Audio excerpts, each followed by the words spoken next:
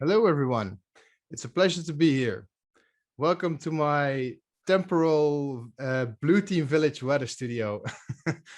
In the next 30 minutes, I'll be sharing with you what we all thought would happen in 2021.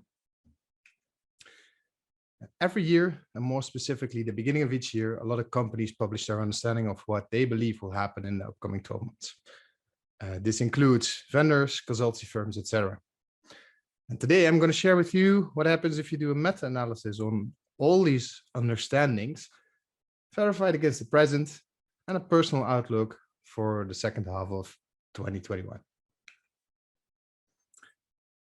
I've been doing these analyses for a long time, yet mostly for clients to support them in either their security program, develop their threat management capability, or create threat scenarios for them to actually test. Now, for me, this has been very useful, and I basically take all this published content and actually think about how I can make better assessments on using new upcoming fluctuating risk or threat scenarios. So that being said, let's dive into it a bit more. So when doing this analysis, three main elements came up. The first one is there's all sorts of forecasts and predictions each year. But is it any good? Is it on point? The second thing I actually thought of was when folks create these products, how are they created? And more importantly, how can these products influence our thinking about risk and threats to our organization? Thirdly, are there any surprises? Well, let me be clear. No, there are no surprises in specific themes or topics. What was interesting, though, is how publishers delivered and emphasized everything. We will dive into these three later. The goal of this exercise is basically, first of all, change the norm folks have to do threat predictions, and second, provide in-house teams some guidance on how they can deal with this.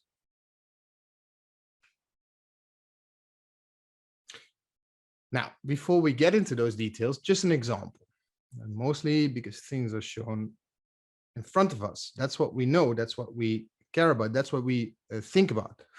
And if you have, for example, if you have certain network telemetry, but lack host-based telemetry, then your view and priority will mostly be dictated by that. This then translates into budget and eventually can lead in you having a limited understanding of other risks or areas of risks that are outside of your viewpoint.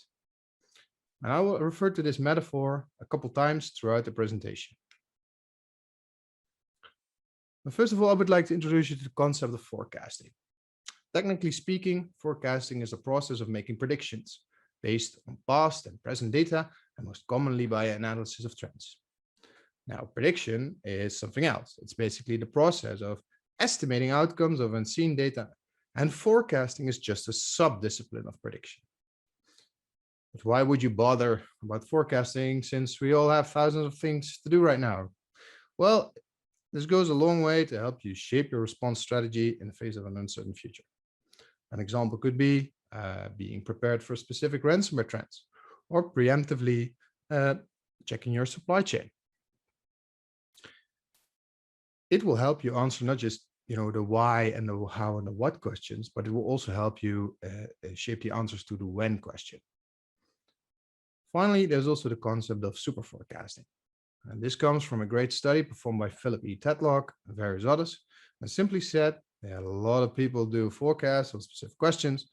And there are some people that excel, basically performing better than a random selection, aka a dart-throwing chimp. And he explored why. Now, there are multiple interesting pieces to this study, besides the monkey, of course. One of the outcomes was that the average of everyone's forecast was generally true. And this inspired me to do a little experiment on what everyone thought that would happen in 2021.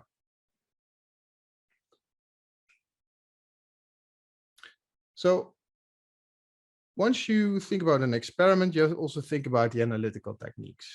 And it's important to understand the basics of forecasting analysis. Basically, you have two types, a qualitative and a quantitative type. Quantitative breaks into time series and causal models, where time series are trend lines we all recognize, and causal models represent complex models for which, for example, compute which compute where rain is going to fall. Now, a qualitative approach emphasizes the human telling what's up. And this is what we're going to be focusing on.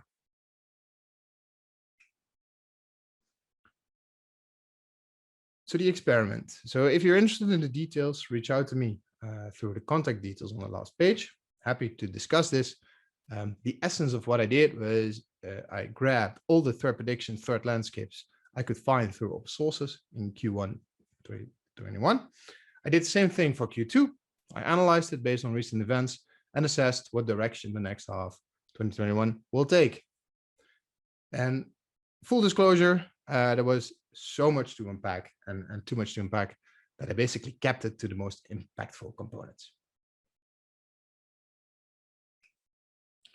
Now, let's get into some of the details.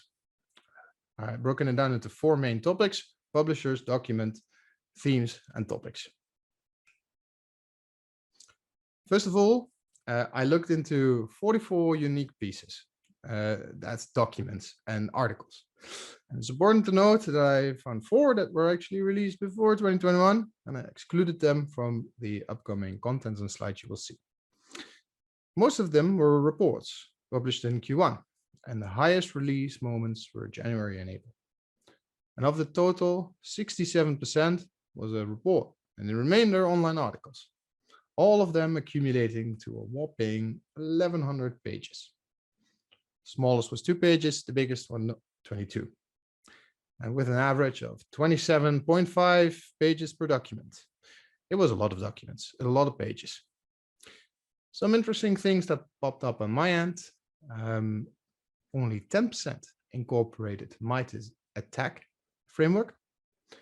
This actually told me something about how actionable a certain report or vendor actually is, or at least the content they produce. 20% of that includes explicit forecasting. And this usually tells me what are the parties that are looking ahead, thinking about the future. 45% use proprietary telemetry, as far as I could actually dig up, and the remainder basically applied expert analysis. Finally, 49% of all the documents and articles I reviewed build their piece with explicit company and service marketing. Now, when comparing all these documents, it seems like publishers sometimes have an identity crisis. Most of the content is used as marketing, and sometimes they want actually a full-fledged research paper. In essence, this is also visible in the average structure. They differ across all documents, with pros and cons to various topics one can add in. Just breaking them down. First of all, everybody understands that these kind of products are actually marketing, and this is okay. But just remember to keep your threat landscape factual. Keep marketing separate from any produced intelligence value. I'd like to hear your take, not your pitch. The second observation focuses on creativity. More creativity can be put in structuring your messaging. It doesn't have to be the good old academic paper approach. And a great example of that is the Verizon's DDR, where data is at large and tone of voice is at times comical. And this makes reading a joy, in my opinion. And obviously also incorporate timestamps in your documents. White papers and blogs without dates and citation info makes it very difficult for researchers to track that. Thirdly, machine readable text. Structured text versus unstructured text. Well, this is actually an uncharted territory for most. And examples of that could be the area of attack framework or STIX-enabled document structures. This is actually one of the areas I'm looking into to develop that further. And to be honest, I haven't figured out the answer quite yet myself. Finally, the use of forecasting language. Most companies look back, but won't look forward. ISF's Threat Horizon report is an excellent example how one can do this. I believe this is the area where you see the most differences in themes and topics and the maturity of the threat intelligence teams. Another element, obviously, of mature threat intelligence teams is that they will also do a recap of their anticipatory statements to continuously improve and adjust, which gives, in my opinion, them massive street creds. And the final tip ties into the last point as well.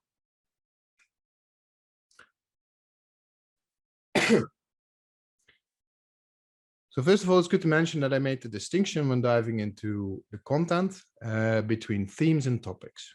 The themes are more or less overarching concepts, where topics are, well, topics. The dominant themes give no surprises. All of them are on point per the first half check. We've all seen them, by the way, I think. The outlier themes, or the themes that are not as vocal as others, that's where the differences were. An example is IoT. That was certainly a thing, combined with botnets and DDoS. One thing I actually missed this year was the hardware and processor discussions, for example. In addition to that, macOS security is not a theme as well that is being vocalized often. And the same goes for 5G and artificial intelligence. Both concepts which are regularly in the news, but not yet manifested itself in the mainstream. Yet.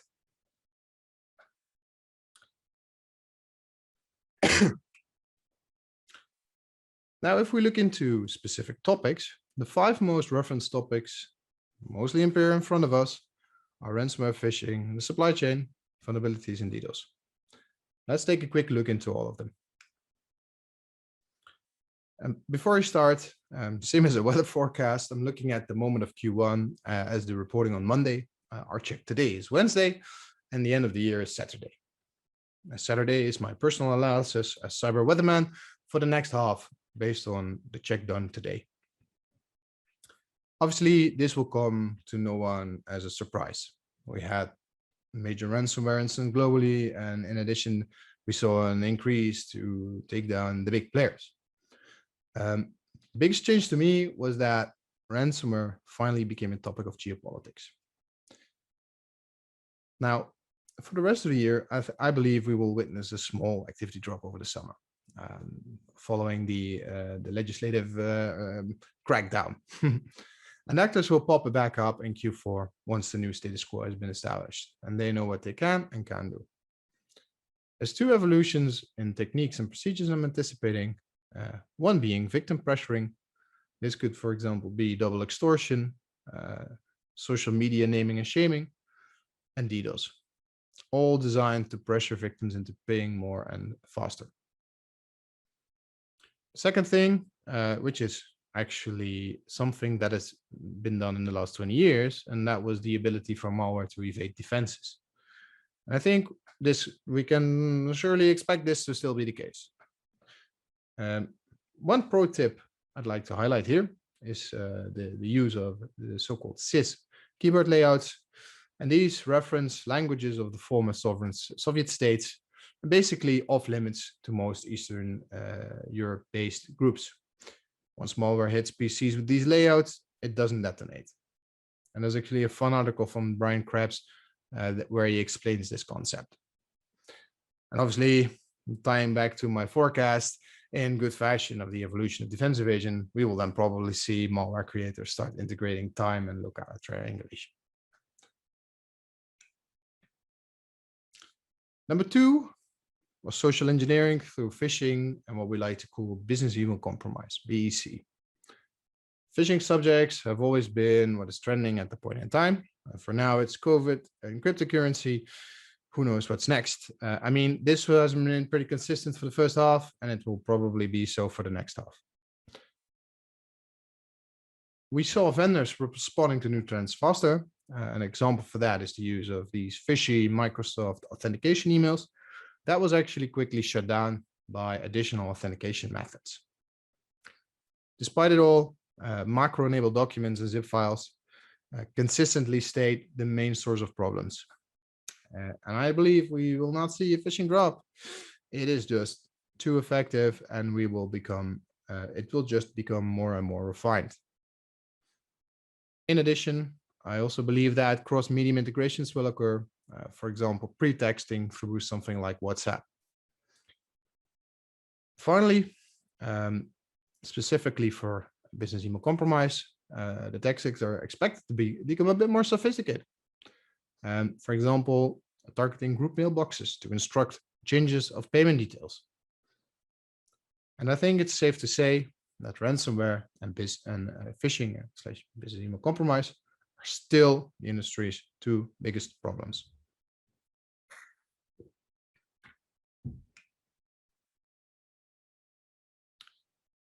I'm always surprised actually about this one, the supply chain compromise, and especially about folks referencing supply chain compromises as something new. This technique was around when I was in diapers, and it will probably exist until I'm not there anymore. Most interestingly, major service providers got hit in the first half, and cloud providers have been at the crosshairs continuously. That being said, we haven't seen any the latest. We haven't seen the latest of this big instance. This will continue to happen, and I'm expecting this to also appeal to the geopolitical theater. Now, one element that actually doesn't get a lot of attention is the non-technical aspect of gaining initial access. You really don't need a comprehensive targeting program when you can just coerce people into clicking a link, right, by paying them or threatening them. Nothing sophisticated about that. Let's see if we see some more on that.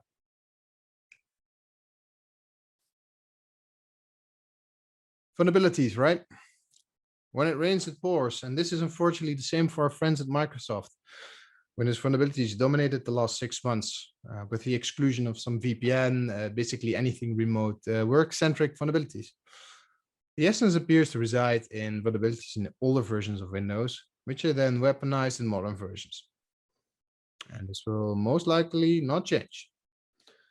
All this media attention, however, does deflect from security of other OSs like macOS, Linux, etc. Another big thing to keep an eye out on is the new Chinese regulation for vulnerability disclosure. Just putting it out there. This regulation forces Chinese researchers to first share vulnerabilities with the MSS with all consequences you can think of. This is a very, in my opinion, concerning development for our friendly Chinese vulnerability researchers.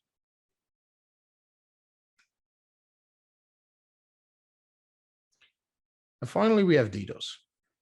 To me, DDoS came actually as a surprise when analyzing the keywords of all as part of the meta-analysis. But the conclusion today is quite simple. This is still a valid technique in the arsenal of threat actors. The pandemic and the role of cloud services needed for work have made us vulnerable to peak flooding. And remember that time when Slack was down? Oh boy. I'm going out on a limb here and forecast that we will see more than 10 million DDoS attacks this year. And I'm expecting new innovations that will lead to more effective targeting, thus, tech being more refined. And at this point in time, DDoS extortion, for example, is not the well-oiled machine that it could be, but I can imagine people can do that. So that being said, these are the 5 topics which were most referenced.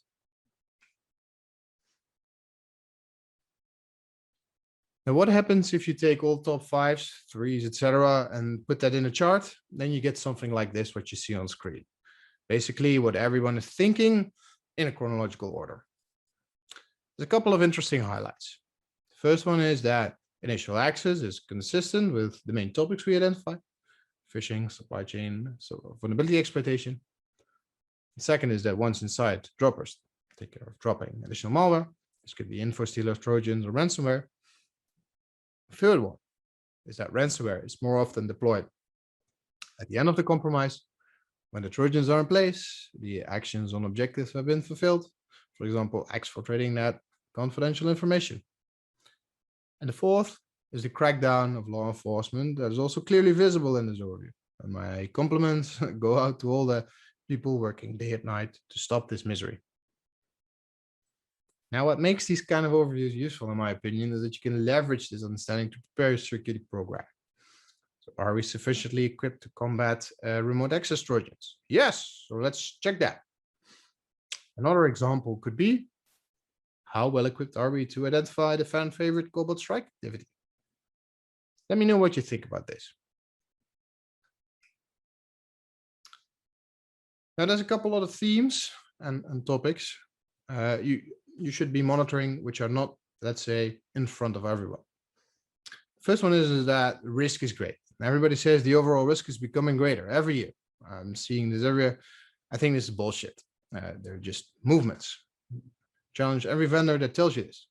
So, for example, the overdominance of ransomware and phishing articles, does that actually align with real-world activity? In this case, it probably does, but the point is to do the work. Sometimes folks need a fresh angle, which they didn't think of.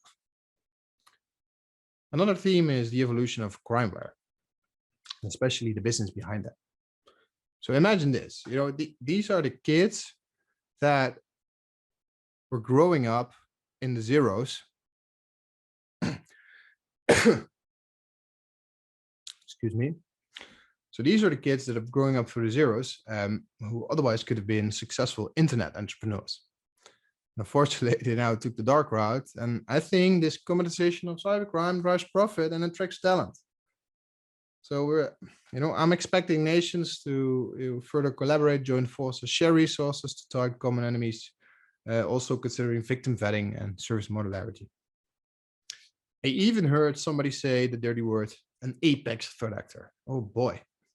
Now we're in for a treat, right? Another element to consider is the role of Western bias in our threat landscapes. Primary adversaries are China, Iran, Russia, and North Korea. Well, the East says, no, it's US, it's Israel. The reality is that most countries actually have developed powerful capabilities, not to mention foreign versus domestic actor groups. Now we also have the macOS-based threats. And in the next half, we might even see the development of the first ever malware to take advantage of Linux virtualization streamlined on Mac computers running Apple Silicon and the Big Sur. Who knows? And finally, we have another big one, is the Windows high ground. And what I'm trying to say with that is the dominance of the Windows terrain has a big impact on everyone's threat landscape, mostly the Windows user base. And that drives security research, obviously, into new attack factors in that majority. And that's also demonstrated by the recent Exchange vulnerabilities. But also the new features announced related to Android signal some interesting discussions. Now, if we have some specific topics to monitor, the first one could be the focus on the old. We mentioned earlier that the research that goes into old versions of Windows, and this is a big thing. Another big thing, yet simple, is attack web applications, but relatively simple attacks that apply a small number of steps or additional actions after the initial web application compromise. For extortion, we can expect a continued emphasis on notable extortion attacks.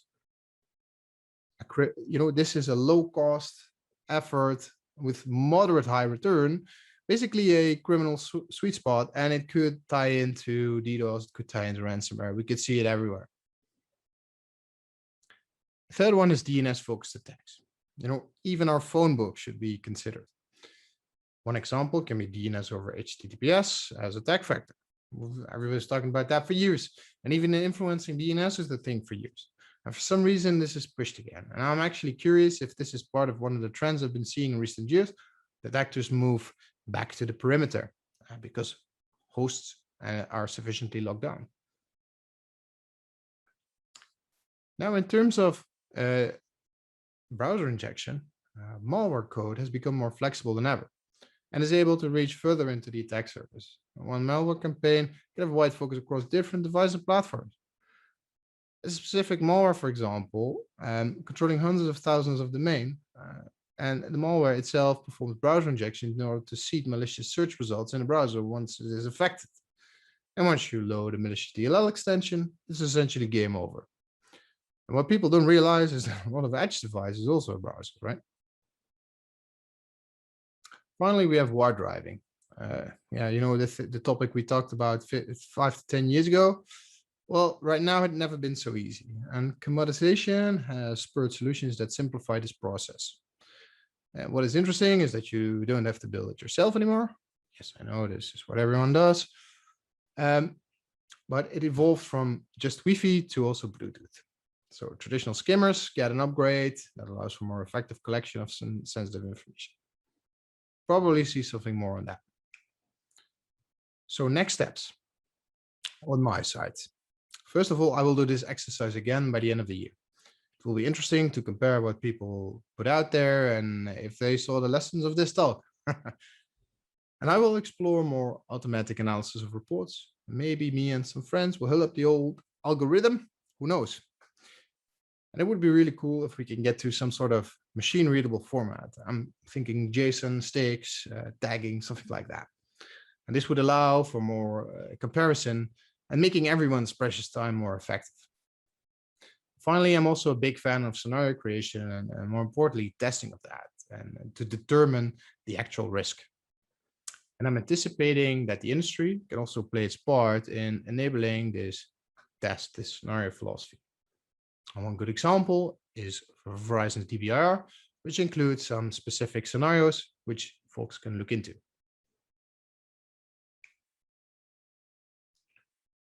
So concluding, the average of what everyone thought was on point. Hypothesis, check. And for the in-house teams, I have three main takeaways. One is that basic security hygiene obviously combats pre-compromised behavior. Prepare for the post-compromised behavior. And thirdly, report on forecasting, however you can. More specifically, what you expect to happen soon, what is happening right now, and what do you think about the gap between the two. And what about the vendors? Well, I want to challenge all the vendors to think more in terms of creativity. We will hate you. We will not hate you for trying something new, innovative, and fail. What people just don't like is complimentary marketing briefings. People will reach out to you either way. And finally, and most importantly, make actual forecasts instead of the easy topic X will be going trending soon. Don't be that dart throwing InfoSec Jim.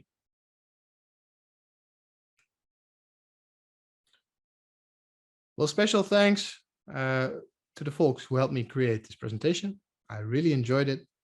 It was my pleasure to speak at the Blue Team Village. To wrap it up, my contact details are listed here. And if you're up for custom weather forecasts or just want to hang out, reach out. Also, the reports reviewed in this research are uploaded to my GitHub. The link can be found in the visual. Cheers, everyone. Bye-bye.